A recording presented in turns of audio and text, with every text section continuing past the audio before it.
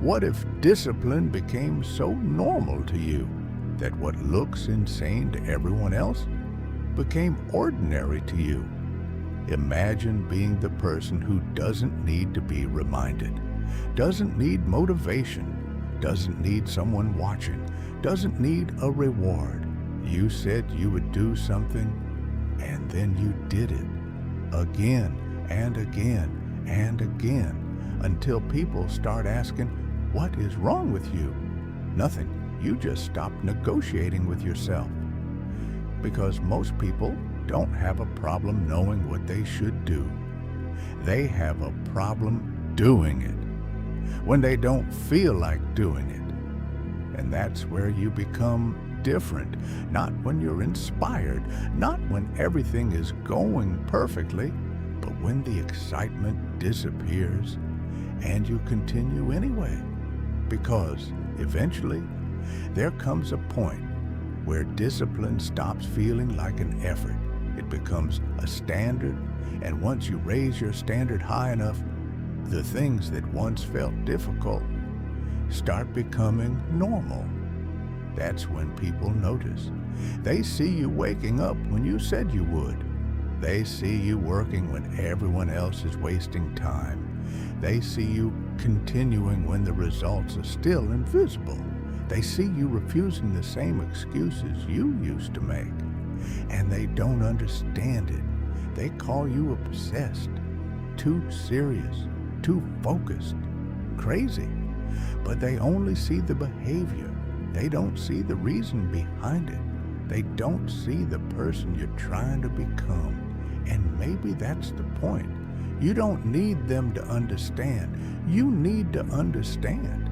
Think about it. How many times have you decided to change your life?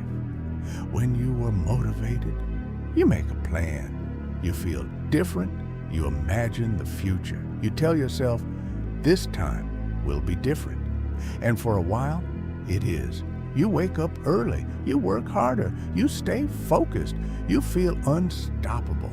Then one morning, you don't feel like it, and suddenly, the entire system collapses. Why? Because the system was never built on discipline. It was built on emotion. You were doing the work because you felt inspired to do it. And when the feeling disappeared, so did the work. That's not discipline.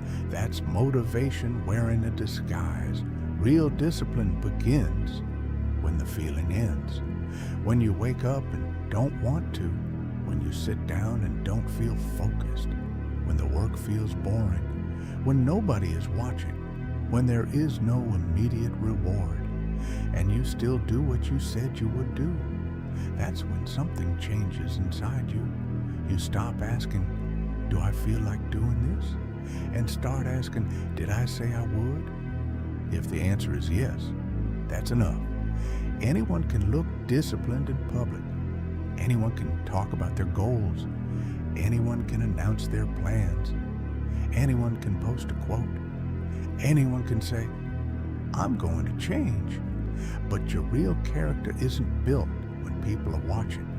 It's built when nobody knows what you're doing. When you could easily stop and nobody would find out.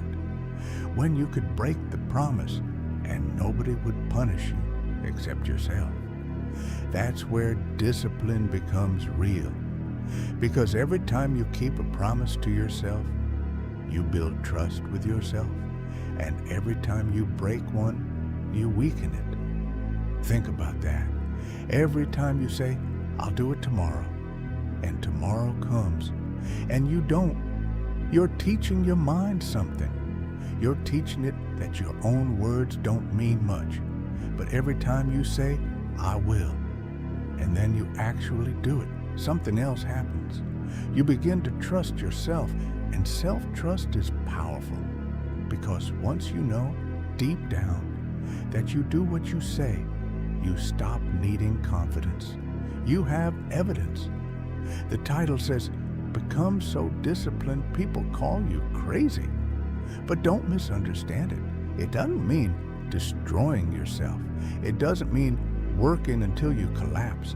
It doesn't mean sacrificing sleep, health, relationships, or everything you care about just to prove you're hardworking, that's not discipline. That's a lack of balance.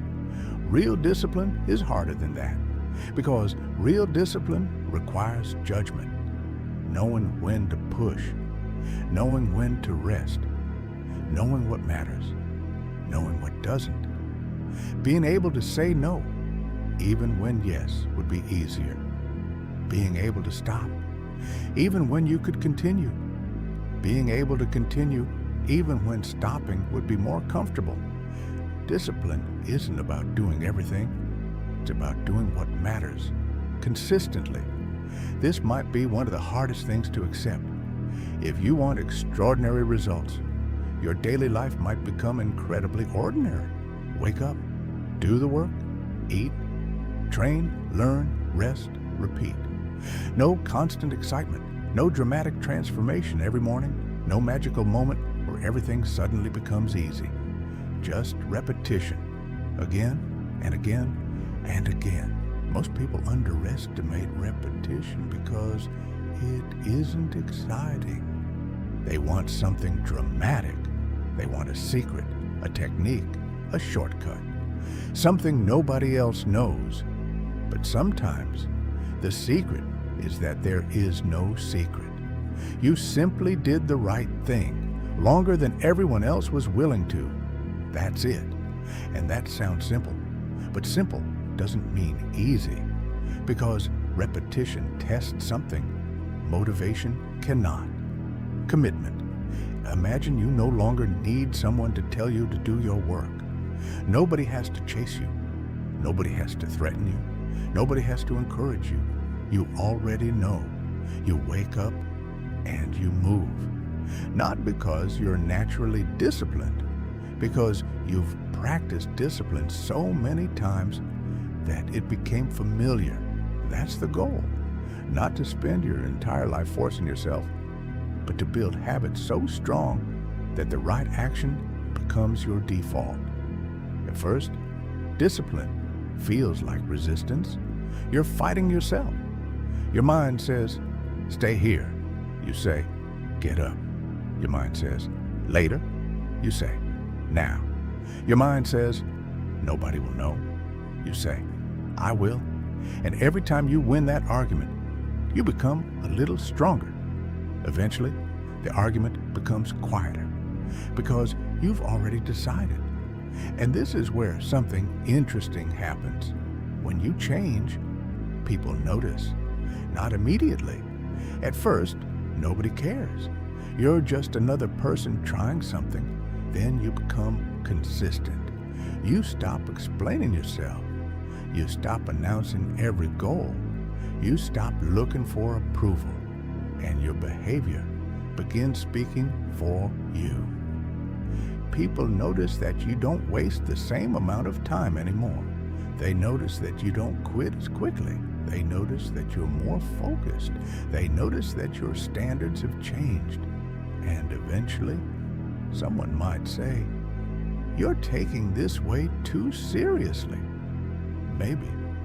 Or maybe you finally started taking yourself seriously.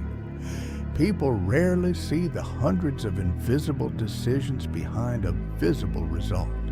They see the person who is confident. They don't see all the uncomfortable moments that built that confidence. They see the strength. They don't see the repetition. They see the result, not the routine, not the boring days, not the failures, not the times you questioned yourself, not the mornings you wanted to quit. They see the mountain. They don't see the thousands of steps. And that's why your discipline might look crazy to someone who never saw the process. But you don't need them to see it. You don't need recognition for every sacrifice. You don't need applause for every difficult decision. Some of the most important work you'll ever do will happen without anyone knowing. And that's okay, because you're not building for their approval. You're building yourself. This is where discipline becomes serious, because everyone has standards until they're inconvenient.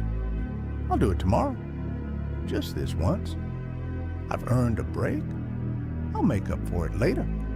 And sometimes you genuinely should rest. But be careful, because your mind is incredibly good at turning exceptions into patterns. One exception isn't dangerous. The problem is when the exception becomes your new normal. You said you would study. Study. You said you would train. Train. You said you would finish. Finish. Not because missing one day makes you a failure, but because every action is casting a vote for the person you're becoming. Every time you keep your word, you vote for discipline. Every time you constantly abandon it, you vote for the opposite, and eventually, the votes add up. This is bigger than productivity. You're not just completing tasks. You're becoming someone, a person who keeps promises, a person who can tolerate discomfort, a person who doesn't need constant entertainment, a person who can delay gratification, a person who can focus on one thing long enough to become exceptional at it. That's an identity, and identities are powerful.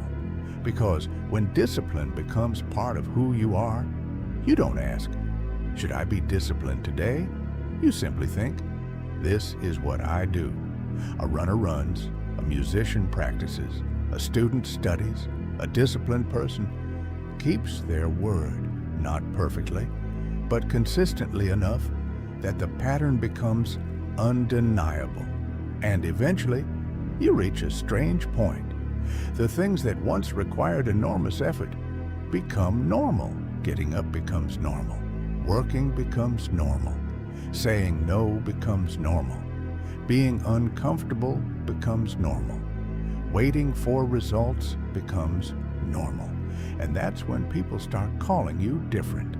They see the discipline, but they don't understand the years of repetition behind it. They see the person, but not the process. They see the confidence, but not the uncertainty. They see the strength, but not the struggle. And maybe that's okay, because you don't need to explain the process to everyone. You just need to keep walking through it until one day you look at yourself and realize you've become the person you used to wish you could be. And that's when you realize this was never about proving them wrong. It was about proving something to yourself. That when you say, I will, your actions can finally answer, watch me.